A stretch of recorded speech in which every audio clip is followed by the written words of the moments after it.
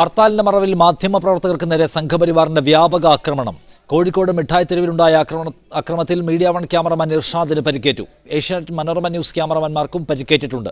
അക്രമത്തിൽ പ്രതിഷേധിച്ച് മാധ്യമങ്ങൾ ബിജെപിയുടെ പരിപാടികൾ ബഹിഷ്കരിച്ചു. മാധ്യമ സ്വാതന്ത്ര്യത്തെ കയ്യൂക്കുകൊണ്ട് തല്ലിക്കെടുത്താനായിരുന്നു ബിജെപി ശ്രമം. തിരുവനന്തപുരത്ത് ബലപ്രയോഗത്തിലൂടെ കടയടപ്പിക്കാനുള്ള ബിജെപി ശ്രമം പകർത്തിയ ഏഷ്യാനെറ്റ് മനോരമ ന്യൂസ് ക്യാമറമാൻമാരെ വളഞ്ഞിട്ട് തല്ലി. ഏഷ്യാനെറ്റ് ക്യാമറമാൻ ബൈജുവിന്റെ കൈക്ക് സാരമായി പരിക്കേറ്റു. കൊല്ലത്തും പാലക്കാടും മാധ്യമപ്രവർത്തകർക്ക് നേരെ വ്യാപക ആക്രമണമുണ്ടായി. ഇതിൽ പ്രതിഷേധിച്ച് മാധ്യമപ്രവർത്തകർ ബിജെപിയുടെ എല്ലാ പരിപാടികളും ഇന്ന് ബഹിഷ്കരിച്ചു. സെക്രട്ടേറിയറ്റ് മുന്നിൽ പത്രപ്രവർത്തക യൂണിയന്റെ നേതൃത്വത്തിൽ മാർച്ച് നടത്തി. നമ്മൾ അവർക്ക് വേണ്ടി ഇത്രയും പ്രചരണം നടത്തുകയും അവരെ അടി വാങ്ങുകയും ചെയ്യേണ്ട കാര്യമൊന്നും മാധ്യമപ്രവർത്തകർക്കില്ല.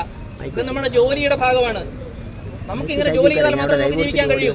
ജോലിയുടെ ഭാഗമായി വരുന്ന ജോലി ചെയ്യുന്ന ആളുകളെ ക്രൂരമായി ആക്രമിക്കുന്ന സമീപനം നമുക്ക് ഒരു കാരണവശാലും നമുക്ക് വെച്ചുറപ്പിക്കാൻ കഴിയില്ല. ബിജെപി മാപ്പ് പറയണമെന്ന് പ്രതിപക്ഷ നേതാവ് ആവശ്യപ്പെട്ടു. മാധ്യമപ്രവർത്തകർക്ക് നടന്ന അക്രമത്തെ ഞാൻ അപലപിക്കുകയാണ്. ബിജെപി അതിന് സമാധാനം പറയണം.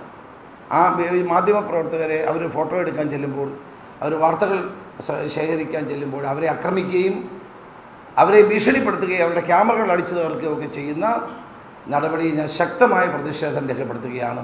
സംഭവത്തെ ഗൗരവത്തോടെ കണ്ട് നടപടിയെടുക്കുമെന്ന് DGP അറിയിച്ചു. മാധ്യമങ്ങൾക്കെതിരെയുള്ള ആക്രമണങ്ങൾ അന്വേഷിക്കുന്നതിന് പ്രത്യേക സംഘങ്ങൾ രൂപീകരിക്കാൻ ജില്ലാ പോലീസ് മേധാവികൾക്ക് നിർദ്ദേശം നൽകി. ഇന്നലത്തെ ആക്രമണത്തിലും മീഡിയ വൺ ന്യൂസ് ടീമിനടക്കം നിരവധി മാധ്യമപ്രവർത്തകർക്ക് പരിക്കേറ്റിരുന്നു. Media one, Thiruvananthapuram.